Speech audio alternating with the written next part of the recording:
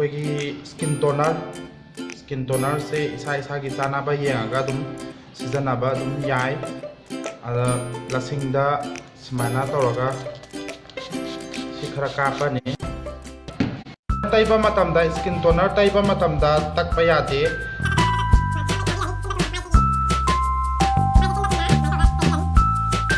toner se nappa loirani si ngahak kanghalani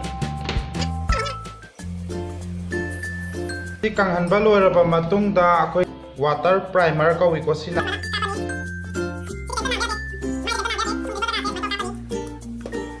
bekagi primer ni si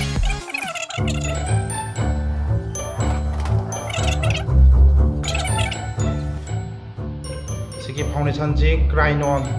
sigi se number 27 ID khara ko su je mu banina number 27 na chanai aduga mayam gi common oina di number 22 sina mayam gi common oina sana bani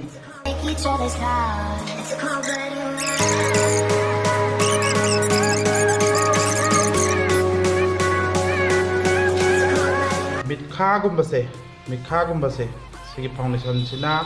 smai toga sije smai khatang taibiyo ba koigi dark circle ke ga laiba ada sigi je dark circle lai adi sai khamti adi thi bane ba ko makeup taw bata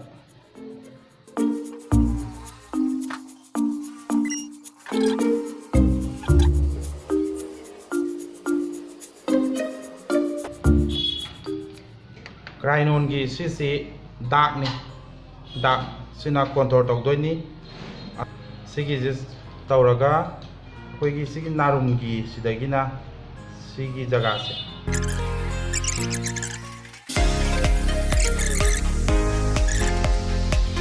no set hapa matamda koigi pisum sigi haura iba sigi jaga se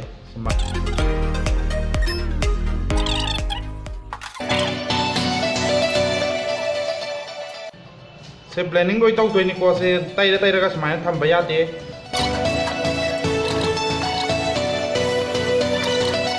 pisum yekpa matamda brush na yekpa hairagadi sugumba akhoi morphe company gi ni si masigi kano sina yekpa se nungai aduga sina yekpa haidraga su yekpa taragadi sumba akhoi gi 2 in 1 haitare 2 in 1 to son nakal namadana brown oiba adagi nakal namadana black oiba masi sina yekpi koigi sigi makhong se sidagi hana yekani apumba brush na hatopi oba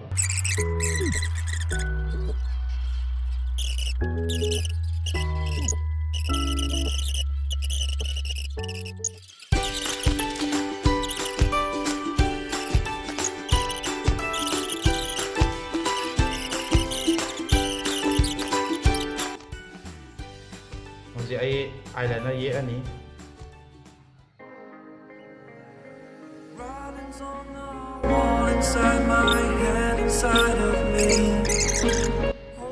ai di khatang misi sana ka singkat bigat se khatang pam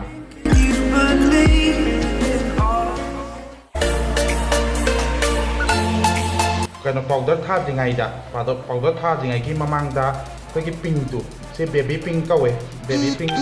koi cosmic te yaw bani smaina pareng lai bani cosmic company gi po ni si masi jina koi gi sai ki cheekbone gi size da khatang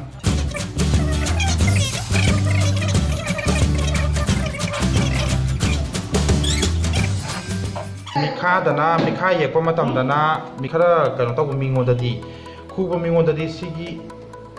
smaina sigi area sida yek thara kani ba asi powder se tharani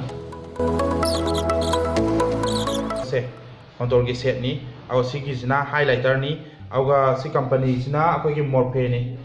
morphe gi sigi contour gi area se si jina hana kano taw gani si thara ni ngasai contour taw gi ba mafam area to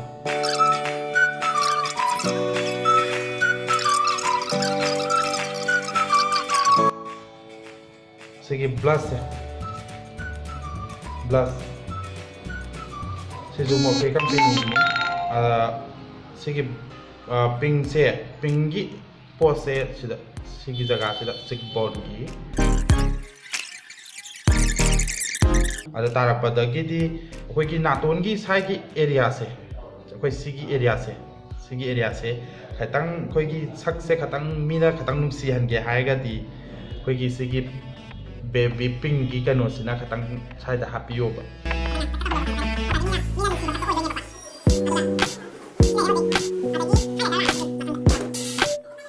Mac company ki highlighter ni Mac ki to koi gi makhal ahum yaw ba sina ama gold color lai re amana pure white lai re amana purple masu khatang hyphen sang ba kwa ada koi gi sigi naton gi kaino se na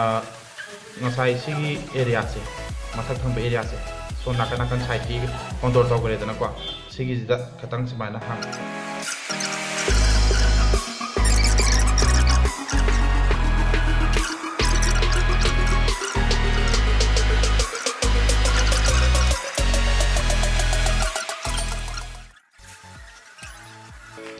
pa se sigi apa ba siman lai re sina koi gi pagam se sigi se PAC gi pack do pack ki kanoni elas gam ni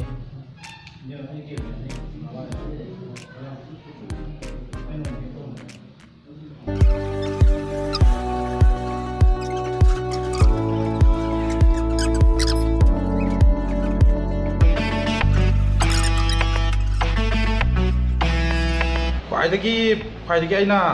ꯊꯋꯥꯏ ꯇꯥꯅ ꯁꯦꯝꯖꯕꯁꯦ ꯃꯦꯀꯞꯇ ꯑꯩꯈꯣꯏꯒꯤ ꯀꯩꯅꯣꯁꯦ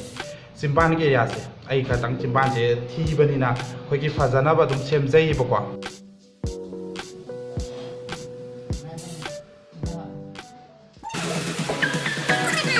ꯂꯤꯞ ꯂꯥꯏꯟꯁꯦ ꯁꯨꯃꯥꯏꯅ ꯇꯥꯍꯟꯕꯤꯒꯅꯨ ꯆꯤꯝꯕꯥꯟ ꯌꯦꯛꯄ ꯃꯇꯝꯗ ꯁꯨꯃꯥꯏꯅ ꯑꯩꯈꯣꯏꯒꯤ ꯂꯤꯞꯇꯨꯔꯤ ꯄꯥꯏꯔꯒ ꯑꯩꯈꯣꯏꯒꯤ ꯕꯨꯂꯟ ꯀꯛꯊꯣꯛꯄꯤꯌꯨ